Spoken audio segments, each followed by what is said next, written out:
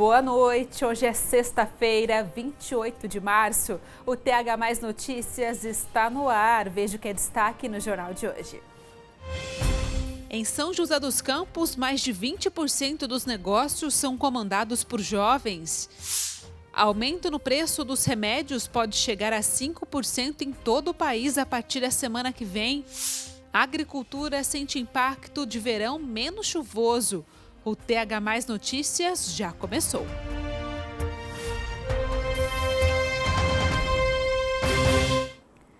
Três em cada 10 jovens brasileiros têm como desejo profissional ter o próprio negócio. Em São José dos Campos, mais de 20% das pequenas empresas abertas são comandadas por pessoas entre 18 e 30 anos. Café moído e passado na hora e um bolinho de frutas vermelhas para acompanhar.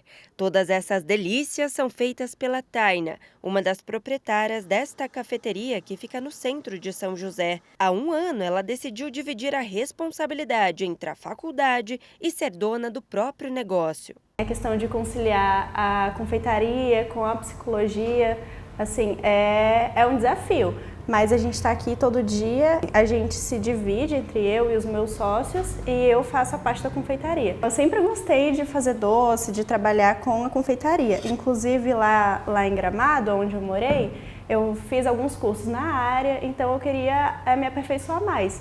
Quando chegou aqui, a questão de fazer doce já foi um pouco mais simples para mim, porque eu já tinha uma experiência ali, né? Tudo isso não foi conquistado sozinha. Ela teve a ajuda do namorado, que hoje cuida das finanças do local. Eu cuido toda da parte da logística da compra, do que precisa, do quanto vai ser, aí sempre buscando trazer o melhor custo-benefício, deixando o produto com mais qualidade. A gente estava acostumado com aquela mesma demanda de pão na chapa, 5, 6 bolos no início aqui, e de repente ter que fazer 20, 30 fatias de bolo, 4, 5 bolos inteiros de torta.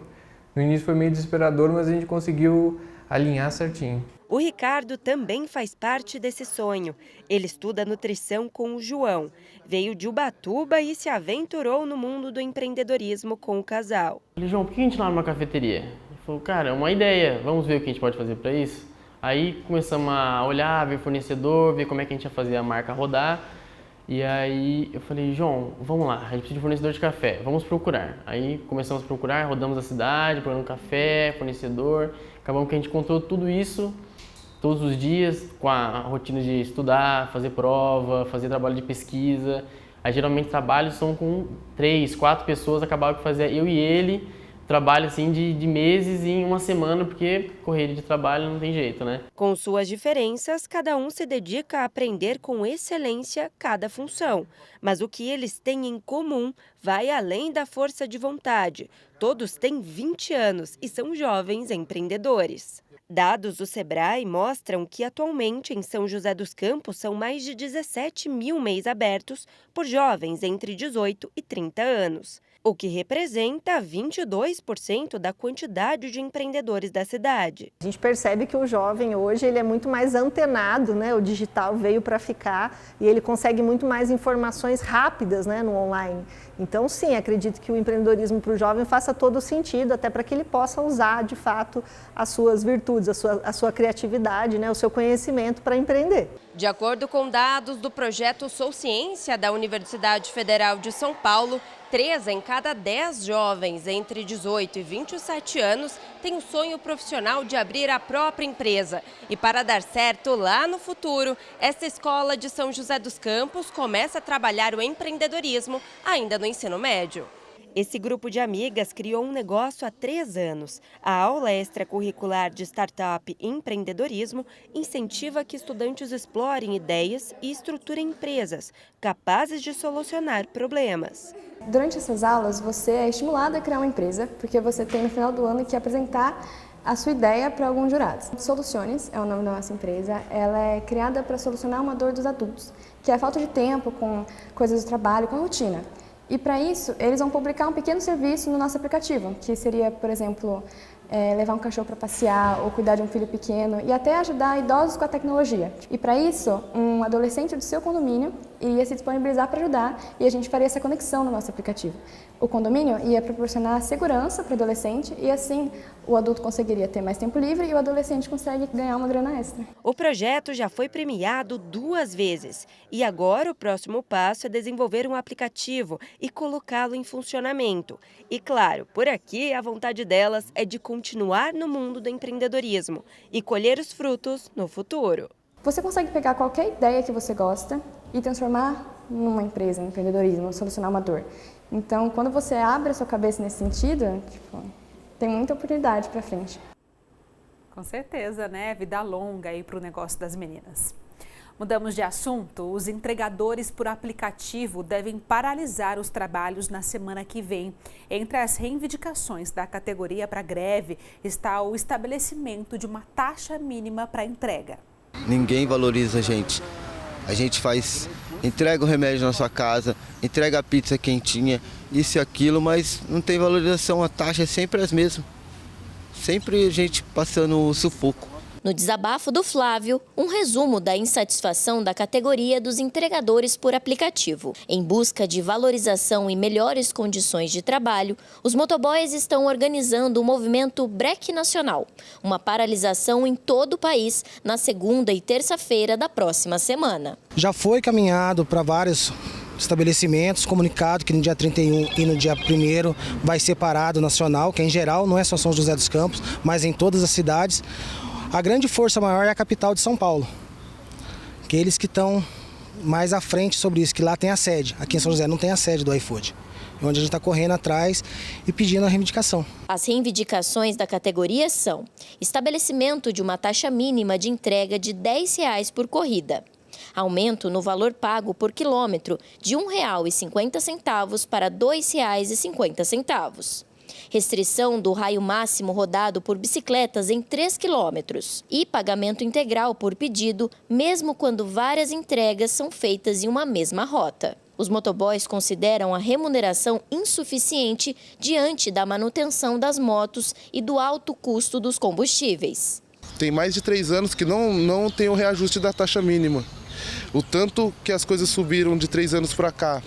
Tudo sobe, a gasolina, supermercado, só a taxa do motoboy que nunca sobe. São José dos Campos, pela estrutura que ela tem, ela deveria ter um ponto de apoio do iFood. Ela não tem, o iFood ele deveria ter mais reconhecimento com a nossa cidade. A paralisação, inicialmente prevista para 2 dias, pode ser estendida. A paralisação vai ser no dia 31 do 3 e no dia 1º do 4, né?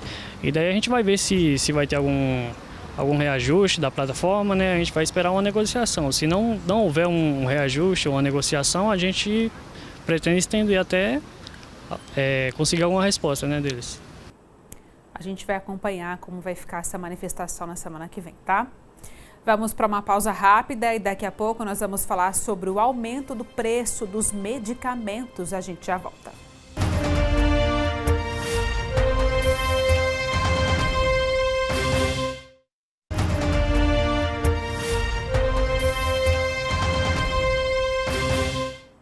Estamos de volta com uma notícia de mais um aumento. Desta vez são os medicamentos que vão ficar mais caros a partir da semana que vem.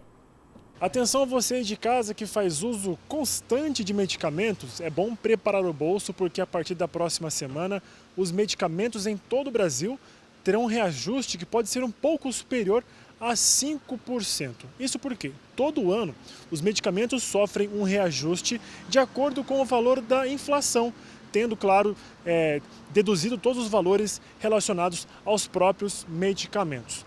Então, você que faz uso contínuo, é bom se preparar porque os medicamentos terão um aumento. Mas calma, que aqueles medicamentos com maior oferta, como genéricos ou similares, que têm maior quantidade disponível no mercado, terão um aumento menor. Agora, já os remédios considerados éticos, que são aqueles primeiramente patenteados, aí sim o aumento será maior. Então, se prepare, porque a partir da próxima semana, os medicamentos em todo o Brasil terão um leve aumento aí no seu preço. Combinado? De São José dos Campos, Pedro Coralha. Já corre na farmácia esse final de semana, então, para garantir os preços mais baixos, já fazer o estoque que você precisa para o mês. O Banco Central reduziu a previsão de crescimento da economia brasileira para esse ano. Vamos ver. O relatório do Banco Central trouxe uma redução na estimativa de crescimento do Produto Interno Bruto. Segundo as novas projeções, o PIB vai crescer 1,9% e não mais 2,1% em 2025. A desaceleração no ritmo de crescimento é o indicativo de que a alta de juros fez efeito.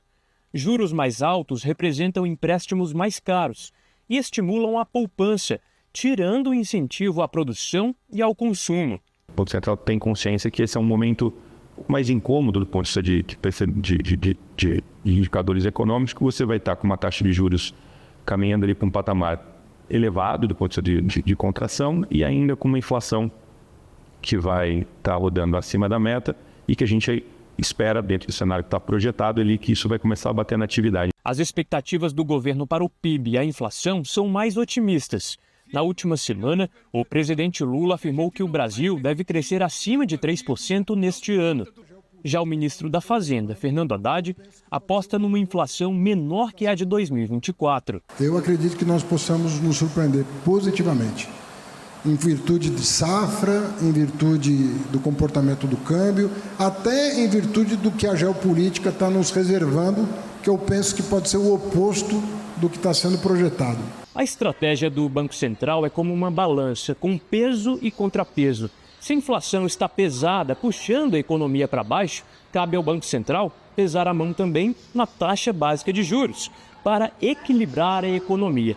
E é isso que deve continuar acontecendo. O relatório divulgado hoje pelo Banco Central mostra que a chance de a inflação ficar acima do teto de 4,5% em 2025 subiu de 50% para 70%. A projeção para o fim do ano é de 5,1%. Com o índice fora da meta, os juros devem ficar altos por mais tempo. Galípolo disse que ainda na gestão do ex-presidente Roberto Campos Neto, assumiu a condução das reuniões que decidem sobre a taxa básica de juros. Eu já tinha dito em dezembro que o Roberto tinha sido generoso e já na última reunião permitir que eu pudesse assumir um papel maior de protagonismo ao longo da discussão daquela reunião Copom. Para além disso, todos os diretores têm autonomia e em todos os meus votos e todos os votos dos diretores está lá expresso o que é a consciência e a visão de cada um dos diretores. As decisões têm sido unânimes já há algum tempo. Continuamos, né? A taxa de desemprego no Brasil aumentou para 6,8% no trimestre encerrado em fevereiro, uma alta de 0,7 ponto percentual com relação ao trimestre anterior.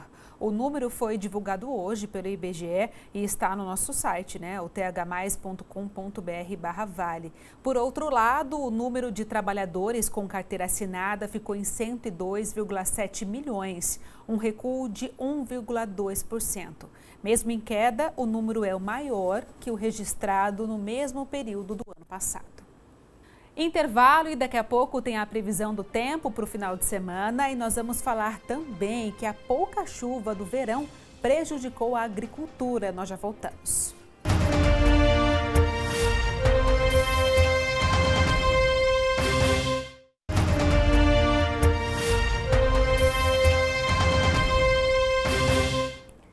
Estamos de volta. O fim de semana vai ser de calor e sem chuva na região. Bom para aproveitar tanto na praia quanto na serra, né? Vamos para o nosso telão? A gente começa aqui falando de Taubaté, que amanhã, olha só, máxima de 34 graus, mínima de 17. São José dos Campos, sol entre nuvens, máxima de 33, mínima de 17. Ubatuba também vai da praia, que gostoso, hein? Máxima de 29, mínima de 17.